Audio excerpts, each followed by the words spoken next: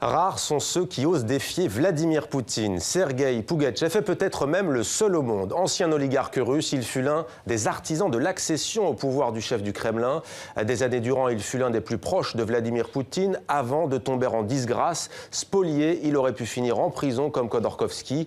Il a préféré fuir. Aujourd'hui, il est de nationalité française. Il vit en France et il se sent menacé. Merci d'être avec nous, Sergueï Pougatchev. Merci d'être avec nous sur TV5 Monde. Dans 64 minutes, Le Monde en français. Alors, Vladimir Poutine a tenu son traditionnel discours aujourd'hui devant les parlementaires russes à Moscou.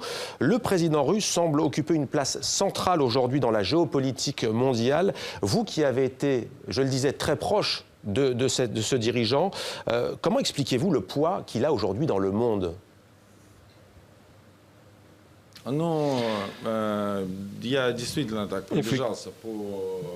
Effectivement, j'ai pu brièvement écouter l'allocution du président devant le Parlement, allocution annuelle. Il fut une époque où j'avais pu participer à la préparation de ce discours devant le Parlement. Mais la première chose que je voudrais dire au sujet de cette allocution, c'est que je n'y ai rien trouvé d'intéressant ou de sensationnel.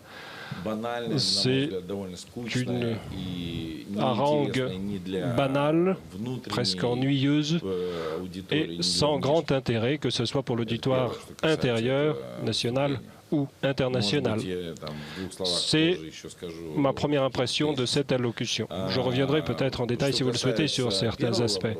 En ce qui concerne votre première question, le poids de Vladimir Poutine, le poids extraordinaire qu'il aurait acquis sur la scène géopolitique mondiale, c'est quelque chose que je ne comprends pas, à vrai dire. Je ne suis absolument pas d'accord avec cette thèse parce que je ne vois pas en quoi se manifeste ce prétendu poids. C'est une propagande internationale. On fait mousser des valeurs patriotiques, nationales, à l'international, mais ce n'est pas pour autant que cela représente une véritable influence politique et, a fortiori, une influence internationale. Les Nations Unies, l'Union européenne, les États-Unis sont très critiques sur l'intervention russe à Alep, en Syrie aujourd'hui. Qu'est-ce qu'il se joue pour lui, selon vous, dans cette partie du monde, le Proche-Orient et en Syrie ? Pour comprendre ce qui se passe, il faut bien se rappeler qu'avant, il y a eu la Géorgie, puis il y a eu la Crimée, puis l'Ukraine, et aujourd'hui, il y a la Syrie. En somme, c'est une politique forcée, une politique de compromis de Poutine qui essaye de naviguer entre les différents clans qui l'entourent, qui ont des intérêts divergents ou du moins différents.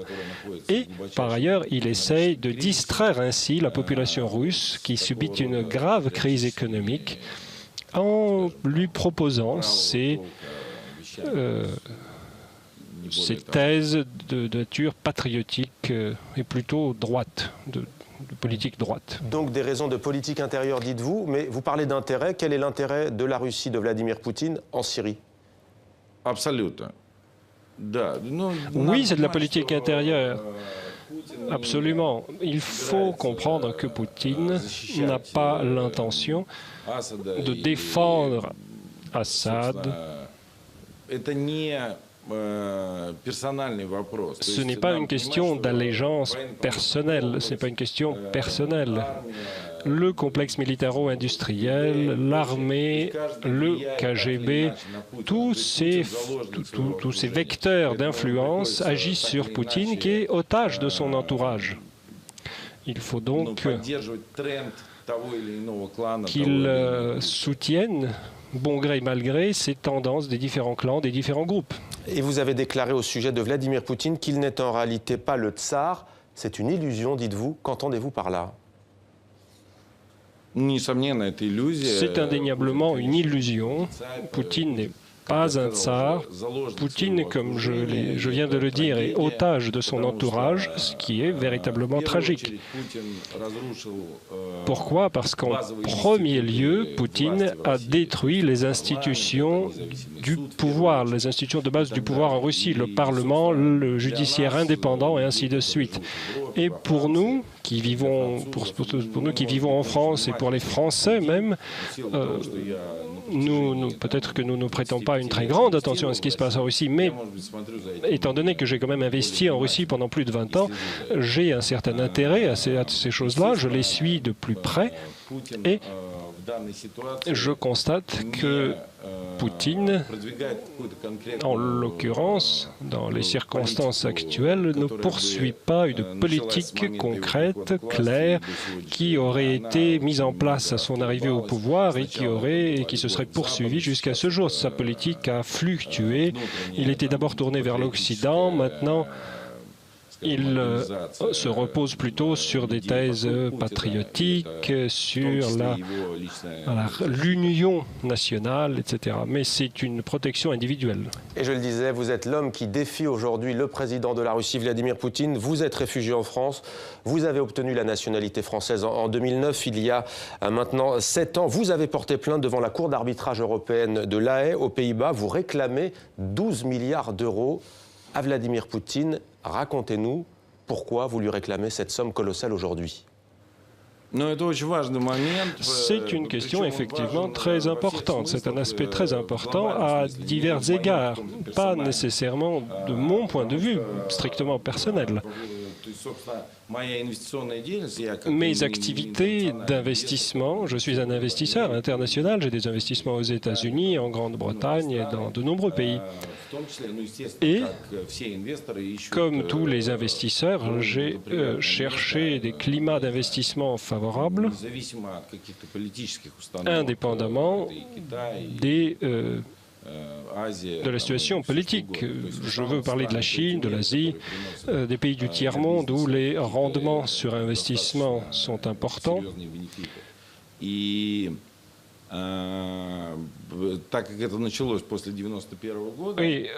cela avait commencé après 91. Ces activités se sont développées après 91 et jusqu'en 95, 96, ces activités se sont développées de façon très active.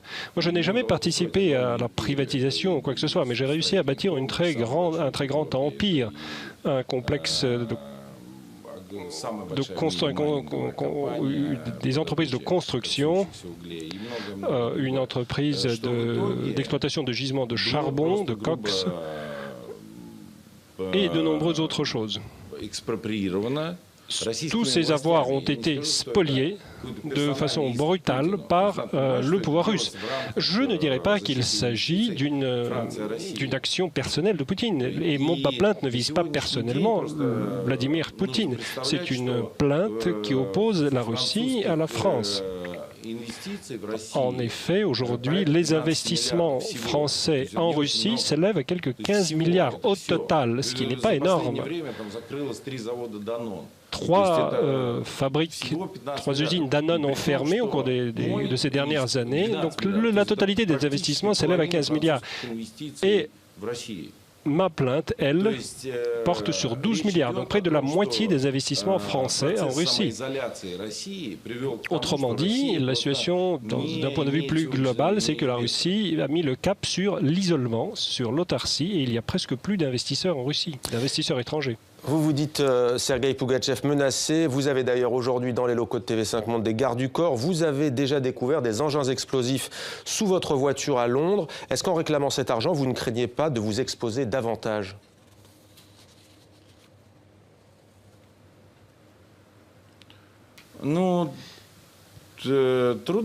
C'est difficile à dire.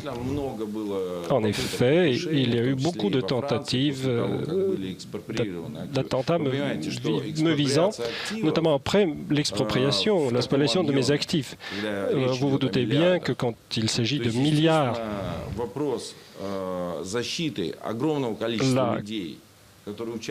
question, pour des raisons de protection des personnes qui ont participé à cette spoliation criminelle, se pose de façon aiguë. Et donc, les limites sont floues. Évidemment, tout cela représente un grand danger. Alors, quand on s'intéresse à votre affaire, Sergueï Pougatchev, il y a un grand point d'interrogation. Vous étiez surnommé le meilleur ami de Vladimir Poutine. Vous étiez aussi surnommé le banquier du Kremlin. Comment est-ce que vous, l'oligarque à l'époque, vous êtes tombé en disgrâce à ce point aux yeux du président de la Russie ? Je vais vous dire, effectivement, j'ai fait de la politique au début des années 90. C'était essentiellement l'équipe de Boris Yeltsin. On espérait pouvoir construire une Russie démocratique, inculquer, asseoir des valeurs libérales, développer les affaires et les investissements occidentaux en Russie, développer les technologies de pointe en Russie.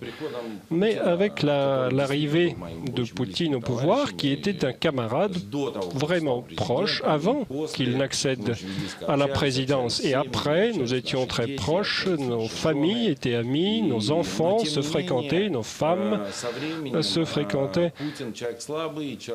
Mais avec le temps, Poutine, qui est un homme faible et qui se laisse influencer, petit à petit, il s'est laissé influencer par ses clans autour de lui et évidemment, il n'y a pas de camaraderie qui tienne dans ces cas-là. La Russie vous accuse d'avoir détourné un prêt de banque lorsque vous étiez en Russie. Interpol avait d'ailleurs demandé votre arrestation, c'était il y a plusieurs années de cela, à la justice russe, qui vous a notamment recherché, Interpol, pour escroquerie et détournement de fonds. Qu'en est-il aujourd'hui? Est-ce que vous êtes encore recherché par Interpol?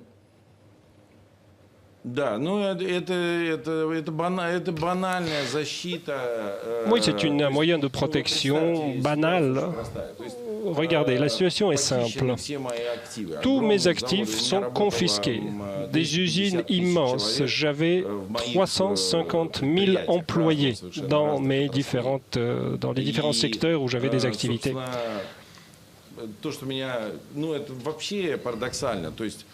Donc c'est un paradoxe. Mes actifs s'élevaient à quelques 15 milliards de dollars. Et j'aurais détourné 1 milliard de dollars de mes propres fonds. On peut accuser n'importe qui de n'importe quoi, mais c'est simplement un moyen de défense, malheureusement tout à fait courant actuellement, un moyen de défense de la part de l'État, des fonctionnaires, de Poutine, dans le cadre d'un État corrompu jusqu'à la moelle, dans le cadre d'une corruption totale. Pardon de vous couper, vous parlez de corruption. Vous savez qu'en France notamment, on se pose beaucoup de questions sur ce qu'on appelle les oligarques. Vous en avez été un. Comme beaucoup d'hommes d'affaires, votre ascension s'est faite, vous l'avez dit, après l'Union soviétique sous Boris Yeltsin. Beaucoup de questions donc. Certains disent que vous avez pillé les Russes à l'époque. Quelle est votre réponse à cela? On rappelle qu'on est passé d'une économie socialiste, l'empire communiste, au capitalisme. Oui, bien sûr que je me souviens de ce passage du communisme au capitalisme. J'habitais aux États-Unis à l'époque, je suis venu en Russie. Et évidemment, je me souviens de la façon dont tout cela s'est fait. Et sur le pillage justement des biens des Russes dont ils n'ont pas forcément profité. Il faut comprendre que, évidemment, il n'y a jamais eu d'oligarque. Il y a un terme qui est devenu courant, qui est utilisé à tort et à travers, que les gens aiment beaucoup, mais à qui chacun donne le sens qu'il veut. En fait, c'était des gens entreprenants, des entrepreneurs qui faisaient des affaires au début des années 90, à l'époque où la majeure partie des Russes qui avaient vécu derrière le rideau de fer n'y comprenaient pas grand-chose. Les oligarques, strictement parlant, ce sont des gens qui gouvernent un pays. Or, les grands hommes d'affaires, les entrepreneurs, même à l'époque Yeltsin, ne gouvernait absolument pas le pays, donc on ne peut pas parler d'oligarchie. En revanche, aujourd'hui, les amis proches de Poutine, à qui Poutine a donné des richesses, effectivement, sont des oligarques. Eux, aujourd'hui, gouvernent le pays par l'intermédiaire de Poutine. Aujourd'hui, on est effectivement face à une véritable oligarchie, dans le plein sens de ce terme. Sergueï Pougatchev, merci beaucoup d'avoir répondu à nos questions dans 64 minutes. Le Monde en français sur TV5 Monde. Merci d'avoir témoigné sur notre plateau.